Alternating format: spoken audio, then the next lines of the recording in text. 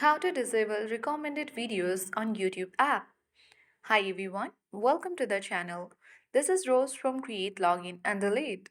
Without further ado, let's dive right into the video. To disable recommended videos on YouTube app, launch YouTube application on a device. Log into your account. Head to profile icon at bottom right corner of the screen and the gear icon at top right corner to access settings page of YouTube.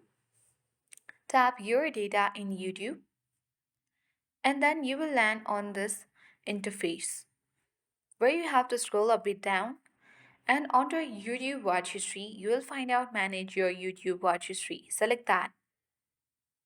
Now you can see all your YouTube watch history. Simply select delete button and then you can delete all the YouTube watch history of all time. Now tap delete button at bottom right corner of the screen and select got it. Once you do that, you need to head towards YouTube and refresh the page.